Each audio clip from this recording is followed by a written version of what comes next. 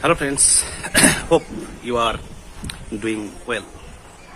আজকে মুখ্য টপিক কোরআন এবং বেদ, এবং এই টপিকটি আমরা খুব ডিপলি ইনভেস্টিগেট করব from several points of view. একটি হচ্ছে স্পিরিচুয়াল, দ্বিতীয় হচ্ছে লিটারাল, থার্ড হচ্ছে মেটাফরিক্যাল, অর্থাৎ রূপকীয়, প্রতীকী এবং আক্ষরিক অর্থে। তো সাধারণ মুসলিমরা বিশ্বাস করেন যে তাদের আল্লাহ সবার থেকে আলাদা, অর্থাৎ সনাতনী হোক বা অন্য কেউ হোক, তাদের থেকে আলাদা। আবার অন দ্য আদার হ্যান্ড, অপরপক্ষে আমরা দেখি যে সনাতনীরা বিশ্বাস করেন যে কোরআনের Allah is different from the God in the Veda, অর্থাৎ কোরআনের আল্লাহ আলাদা। তো let's investigate into the depth of this matter. গভীরে যাওয়া যাক যে মুসলিমরা বিশ্বাস করেন যে সমস্ত কিছুই কিন্তু আল্লাহ নয়, যেটা সনাতনীরা বিশ্বাস করেন, অর্থাৎ বেদ অনুযায়ী। সনাতনীরা কি বিশ্বাস করেন যে এভরিথিং ইজ ব্রহ্ম, সবকিছুই ব্রহ্ম, অর্থাৎ পুরুষ এ বেদাং সর্বাম সর্বাম কাল বিদং ব্রহ্ম সর্বভূতস্থম আত্মানাং, অর্থাৎ পুরুষ এ গড এ ব্রহ্ম সর্ববিরাজমান এবং সমস্ত কিছুতেই আছে, এবং আত্মা সমস্ত কিছুর মধ্যেই বিরাজমান। That God pervades everything, so they worship everything. তাই তারা সমস্ত কিছুকে কিন্তু পুজো করেন, ধ্যান করেন, প্রেয়ার করেন, যার যেটা ভালো লাগে। এবার অন দ্য আদার হ্যান্ড, মুসলিমরা মনে করেন যে সমস্ত কিছু গড বা আল্লাহ নয়, সমস্ত কিছু গডের। অর্থাৎ তারা বলেন যে the difference between Sanatan Dharma and Islam is in the apostrophes, অর্থাৎ এভরিথিং ইজ গড, সমস্ত কিছুই গড হচ্ছে বেদে, and everything is God's in the Quran, সমস্ত কিছু গডের। এই যে এর অ্যাপোস্ট্রফি এস এর পার্থক্য বলছে। এবার প্রশ্ন হচ্ছে, একটি করে আমরা সূরা এবং আয়াত নিয়ে এগোবো, যে দেখবো যে আসল রহস্য কোথায়, কি লুকিয়ে আছে। আমরা তাদের গভীরে যেতে হবে। তো 2 নম্বর সূরা 115 নম্বর 115 নম্বর আয়াত তে বলছেন আল্লাহ যে I am in the east and I am in the west, wherever you turn you will see the face of Allah. অর্থাৎ আমি পূর্বেও আছি, পশ্চিমেও আছি, তুমি যেদিকেই তাকাবে বা যেদিকেই ঘুরবে সেদিকেই তুমি আল্লাহর চেহারা দেখতে পাবে। চেহারা মানে এখানে আক্ষরিক অর্থে নয় যে চেহারা, Allah has a face, no God has a face. এবার তুমি যেদিকে দেখো, হোয়ার এভার এই শব্দটিকে দেখুন, আরবিতেও সার্চ করতে পারেন যে অ্যারাবিক ওয়ার্ড কি বলছে। হোয়ার এভার, তুমি যেদিকেই তাকাবে। এবার হচ্ছে যে যেদিকে বলতে কোন দিকে, তার মানে ইউনিভার্সের যেদিকে খুশি, তাই তো। তারা যদি ইউনিভার্সের আমি যেদিকে বলতে, যদি আমি ধরুন যে কোনো প্রাণীদের দিকে তাকাই, সেদিকেও আমি আল্লাহকে দেখতে পাবো। আমি যদি কোনো বস্তুর দিকে তাকাই, সেদিকেও আল্লাহকে দেখতে পাবো। ঘর বাড়ি, পশু পাখি, গ্রহ নক্ষত্র, যেদিকে আমি তাকাই, কারণ তো এটাই তো হোয়ার এভার। হোয়ার এভার মানে কি? এভরিহোয়ার। হোয়ার এভার মিনস এভরিহোয়ার, অর্থাৎ সব জায়গায়। এবার তাহলে তিনি ম্যাটারেও আছেন, ম্যাটারের দিকে যদি তাকাই তিনি আছেন। আমি যদি মলিকিউলের দিকে তাকাই, আমি যদি অ্যাটমের দিকে তাকাই, আমি যদি পার্টিকেলের দিকে তাকাই, আমি যদি সাব অ্যাটমিক পার্টিকেলের দিকে তাকাই, আমি যদি এনার্জি লেভেলের দিকে তাকাই, আমি যদি কোয়ান্টাম ফিল্ডের দিকে তাকাই, অর্থাৎ ইউনিভার্সের এমন কোনো জায়গা নেই যেখানে আল্লাহ নেই। That means that Allah is all pervasive or all encompassing or all embracing, অর্থাৎ তিনি সর্বব্যাপী। তিনি যদি সর্বব্যাপী হন, এবার কোশ্চেন হচ্ছে তিনি সর্বত্র আছেন, তিনি সর্বত্র আছেন, এবং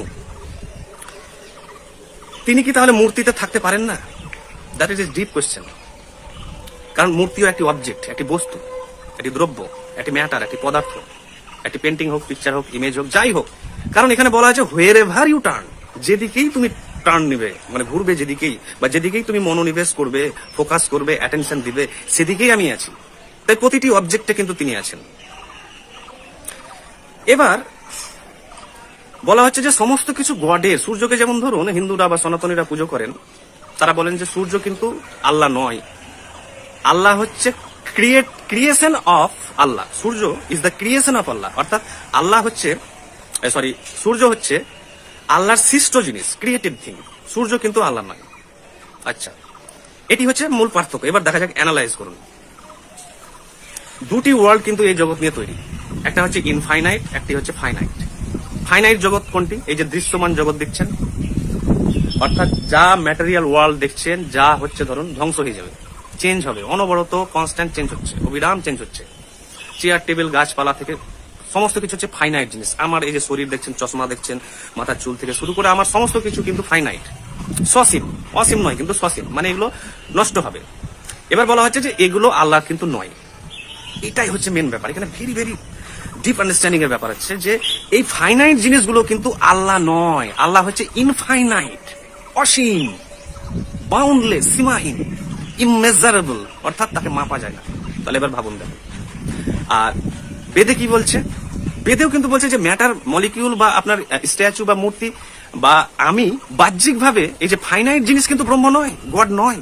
অর্থাৎ এই যে সসীম জগৎ গড নয়। এই সসীম জগতের অন্তরালে যেটি ফোর্স আছে বা শক্তি আছে, সেটি হচ্ছে ব্রহ্ম বা গড, সেটি আল্লাহ।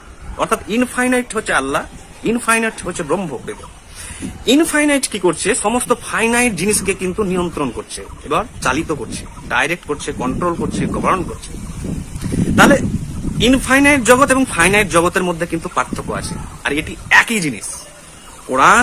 কোরআনের যে কথাটি যে সমস্ত কিছু গডের এবং বেদে সমস্ত কিছুই গড, একই জিনিস। কারণ দুটোই ফাইনাইট এবং ইনফাইনাইট জিনিসের কথা বলছে। অর্থাৎ আল্লাহ হচ্ছে ইনফাইনাইট, আর এই যে ওনার যে সৃষ্টি জিনিস সেটা হচ্ছে, আল্লাহ হচ্ছে ইনফাইনাইট, আর ওনার যে সৃষ্ট জিনিস ক্রিয়েটেড থিং হচ্ছে ফাইনাইট। ফাইনাইট কিসের কারণে টিকে আছে? ইনফাইনাইটের জন্য। ইনফাইনাইট সেই লোকে চালিত করছে, অর্থাৎ আল্লাহর নির্দেশে সমস্ত কিছু চালিত হচ্ছে। আল্লাহকে একটি শক্তি, একটি ফোর্স। আল্লাহ কিন্তু কোনো ব্যক্তি, বস্তু, দ্রব্য কোনো কিছু নন।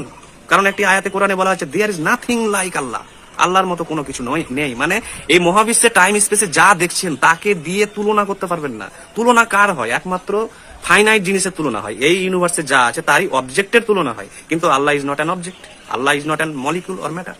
তো আল্লাহ কিন্তু ইনফাইনাইট এবং বাউন্ডলেস, অসীম। তিনি সসীমকে ধরে রেখেছেন এবং সসীমকে নিয়ন্ত্রণ করছেন, যেমন এনার্জি সমস্ত কিছুকে কিন্তু চালিত করছেন।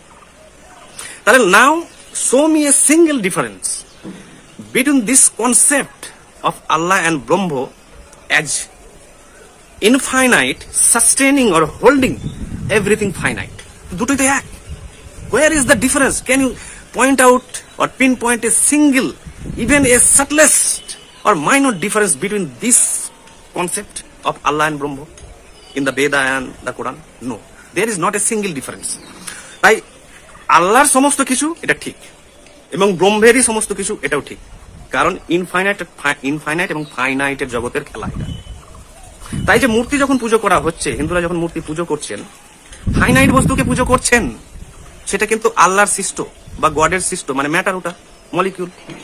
কিন্তু ভেতরের যে সত্তা, যে ইনফাইনাইট সত্তা, ভেতরের যে ইনফাইনাইট অসীম যে সত্তা, যে ব্রহ্ম, যে আল্লাহ, যে পাওয়ার, যে শক্তি সমস্ত কিছুকে নিয়ন্ত্রণ করছে, তাকে অনুভব করার চেষ্টা করছে। তারা বিভিন্ন ইমেজ বা বিভিন্ন টিচিং এইডের মতো লিঙ্কের মাধ্যমে গিয়ে আমরা অ্যাসোসিয়েট করছি। তাই এটা সাধারণ মুসলিমদের মধ্যে কিন্তু প্রবলেম। কিন্তু যারা ডিপ মুসলিম আছেন, ধরুন স্পিরিচুয়াল ডিপ আন্ডারস্ট্যান্ডিং এর লোক আছেন, ধরুন মিস্টিক্যাল লেভেলের, তারা কিন্তু এগুলো নিয়ে বদার্ড নয়, এগুলো নিয়ে তারা চিন্তিত নয়।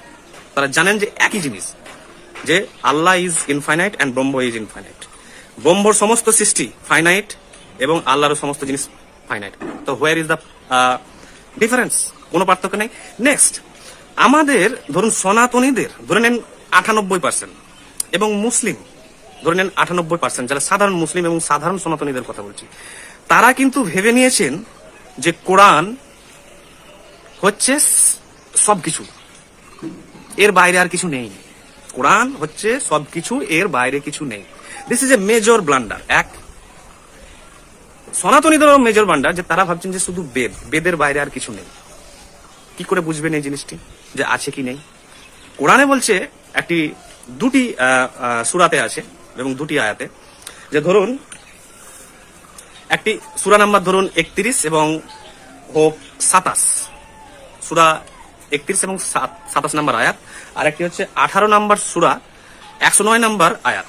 সেখানে বলছে পৃথিবীর সমস্ত গাছ যদি কলম হয়, পেন, লেখার পেন, পৃথিবীর সমস্ত গাছ যদি কলম হয় আর সমস্ত সমুদ্র যদি কালি হয় এবং 7টা সমুদ্র আরো ওর সাথে যোগ করুন, অ্যাড করুন, তাহলে পৃথিবীর সমস্ত গাছ যদি কলম হয় এবং সমস্ত সমুদ্র 7টা ইনক্লুডিং সেই 7টা সমুদ্র নিয়ে তার কালি যদি হয়, তথাপি আপনি আল্লাহর যে কার্যাবলী আছে, যে গুণাবলী আছে, যে শব্দ আছে বা তার যে ডাইমেনশন আছে, তার যে অসংখ্য স্তর আছে, দৃশ্যমান অদৃশ্যমান, তাকে কিন্তু লিখে আপনি শেষ করতে পারবেন না।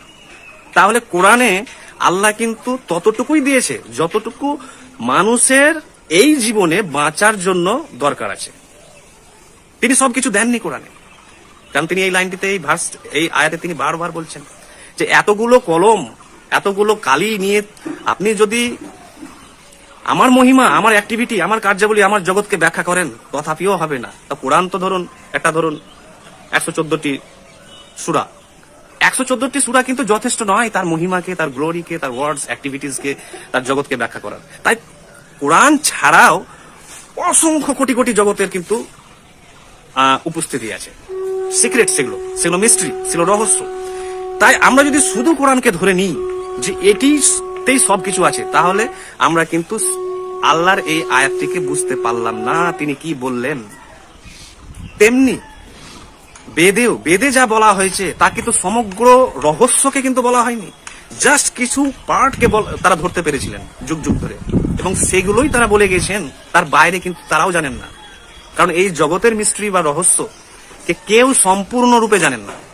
এবং কোন বই, বিশেষ বই, সে কোরআন হোক বা বেদ হোক বা বাইবেল হোক, কোন একটি ছোট বইয়ে, এই সাইজের বইয়ে এই গোটা মহাবিশ্বের, এই মহাবিশ্ব নয়, ভিজিবল ইনভিজিবল অসংখ্য কোটি কোটি ধরনের ডাইমেনশন বা রহস্য আছে, তার সমস্ত কিন্তু পরিধিকে, তার ডাইনামিক্সকে ব্যাখ্যা করা কিন্তু একজনের পক্ষে সম্ভব নয়। তাই গৌতম বুদ্ধ বললেন আনন্দকে এক মুঠো পাতা দিয়ে, এই নাও আনন্দ, তোমাকে এক মুঠো পাতা দিলাম। আনন্দ জিজ্ঞাসা করছেন তার শিষ্য যে কেন এই এক মুঠো পাতা? বলছে সারা জীবনে তপস্যা করে শুধু আমি এক মুঠো সত্যই কুড়োতে পেরেছি বা পেয়েছি, অসীম জিনিস আছে যেগুলো অজানা। তাই ভাবুন যে ইনফাইনাইট এবং ফাইনাইট জগৎ হচ্ছে এই দৃশ্যমান জগৎ কিন্তু আল্লাহ নয়, গড নয়, কিন্তু এর ভেতরের যে সত্তা, প্রতিটি মলিকিউল, প্রতিটি পার্টিকেল, প্রতিটি জিনিসের মধ্যে আল্লাহ আছে, প্রতিটি জিনিসের মধ্যে ব্রহ্ম আছে। পুরুষ এবেদং সর্বাম, পুরুষ সর্ববিরাজমান, সর্বাম কাল বিদং ব্রহ্ম, সব জায়গায় ব্রহ্ম আছে। তো তার জন্যই বলা হচ্ছে তত্ত্বামাসি, আই এম দ্যাট, আমি সেই সত্য, আমি সেই আল্লাহ, আমি সেই গড। আমি কে? আমি রুহু, আমি আত্মা। আমার বাহ্যিক শরীর কিন্তু আল্লাহ নয়, বাহ্যিক শরীর কিন্তু ব্রহ্ম নয়, গড নয়। আমার ভেতরের যে শক্তি, সেই আত্মা বা সোল বা রুহু বা কনসাসনেস বা চেতনা, সেটি সর্বত্র আছে এবং তিনি সর্বব্যাপী। তাহলে ক্লাসটা কোথায়? এবার আসছে ইসলামিক যে আইডোলট্রির ব্যাকগ্রাউন্ডটা আলাদা। অর্থাৎ ইসলামে মূর্তি পূজা হারাম এই কারণে, কারণ সেই সময় এটা প্রয়োজন ছিল, প্রচন্ড হারে প্রয়োজন ছিল, কারণ সেটা ছিল জাহিলিয়ার যুগ, age of darkness, age of ignorance, অন্ধকার যুগ।